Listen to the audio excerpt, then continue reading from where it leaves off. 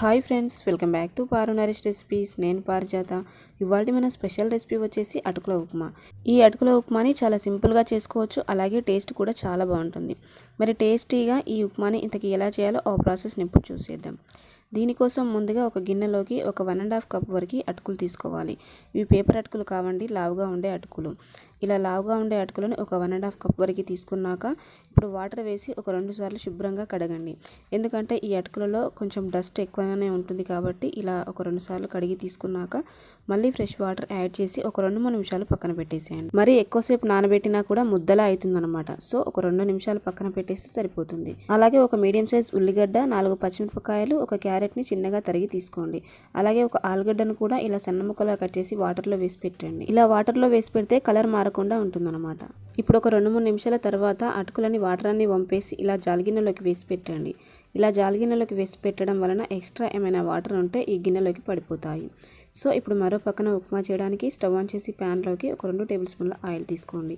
Oil వేడయ్యాక 1/2 tea spoon ఆవాలు, 1/2 tea spoon జీలకర్ర, మరో 1/2 టీ స్పూన్ వరకు శనగపప్పు తీసుకోండి.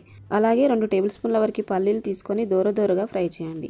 ఇవి మాడిపోకుండా జస్ట్ కలర్ మారే వరకు ఫ్రై చేశాక 1 ఇంచు అల్లం ముక్కని చిన్నగా తరిగి యాడ్ చేయండి. ఈ అల్లం కూడా కొంచెం ఫ్రై అయ్యాక మనం కట్ చేసి పెట్టుకున్న ఉల్లిపాయ, పచ్చిమిరపకాయ, క్యారెట్ ముక్కలను యాడ్ చేసుకుందాం. ఇవి యాడ్ చేశాక అంతా ఒకసారి బాగా కలిసే విధంగా కలపండి. ఇప్పుడు మంటని మీడియం ఫ్లేమ్లో పెట్టి ఇవి ఉడికించాలి. అలాగే ఆలుగడ్డ ముక్కలను కూడా వాటర్ వంపేసి ముక్కలను యాడ్ చేయండి. ఇలా యాడ్ చేశాక అంతా ఒకసారి బాగా కలిసే విధంగా కలపండి. ఇవి ఉడకడానికి మూత పెట్టైనా ఒక 2-3 నిమిషాలు ఉడికించవచ్చండి. ఇలా మూత పెట్టి ఉడికిస్తే వెజిటేబుల్స్ తొందరగా ఉడుకుతాయి అన్నమాట. చూడండి, 2-3 నిమిషాల తర్వాత వెజిటేబుల్స్ అన్నీ ఇలా చక్కగా ఉడికాక ఇప్పుడు ఇందులోకి చిటికెడంతా పసుపు తీసుకోవాలి. ఇలా కొంచెం పసుపు తీసుకొని యాడ్ చేయడం వలన ఉప్మా కొంచెం లైట్ ఎల్లో కలర్లో చాలా బాగుంటుందన్నమాట. అలాగే ఒక రెమ్మ కరివేపాకు తీసుకొని ఫ్రై చేయండి. ఈ కరివేపాకు కూడా కొంచెం క్రిస్పీగా అయ్యే వరకు ఇలా కలుపుతూ ఫ్రై చేయాలి. ఇలా ఇవన్నీ ఫ్రై అయ్యాక ఇప్పుడు రుచికి సరిపడా సాల్ట్ యాడ్ చేయండి. నేను ఇక్కడ 1 టీ స్పూన్ వరకు యాడ్ చేసి కలుపుతున్నాను. ఇలా సాల్ట్ కూడా యాడ్ చేసి బాగా కలిపాక ఇప్పుడు ఇందులోకి మనం ఇందాక నానబెట్టి డ్రైన్ అవుట్ చేసుకున్న అటుకులని యాడ్ చేసుకుందాం. ఇలా అటుకులు యాడ్ చేశాక మరీ హడావుడిగా కాకుండా కింద నుంచి ఇలా పైకి తీస్తూ స్లోగా కలపండి. ఇలా కింద నుంచి తీస్తూ కలపడం వలన పోపు అనేది అటుకులకి చక్కగా పడుతుందన్నమాట. చూడండి, ఇలా కలిపాక ఇప్పుడు ఫైనల్గా కొంచెం కొత్తిమీర తీసుకొని కలపండి.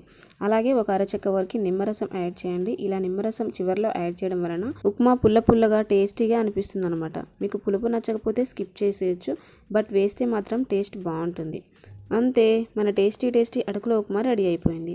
ఇప్పుడు స్టవ్ ఆఫ్ చేసేసి వేడిగా సర్వ్ చేసుకోవడమే. ఇది మార్నింగ్ బ్రేక్ఫాస్ట్ టైంలో కానీ లేదా నైట్ డిన్నర్లోకి లైట్గా తినాలనుకున్నప్పుడు మాత్రం ఇలా చేసుకోవచ్చు. చాలా టేస్టీగా ఉంటుందండి. డెఫినెట్గా ఈ విధంగా ఓసారి ట్రై చేయండి.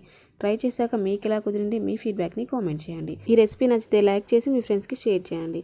ఇలాంటి సింపుల్ అండ్ ఈజీ రెసిపీస్ కొరకు నా ఛానల్ని సబ్స్క్రైబ్ చేసుకొని పక్కనే ఉన్న బెల్ ఐకాన్ని యాక్టివేట్ చేయండి. Thanks for watching.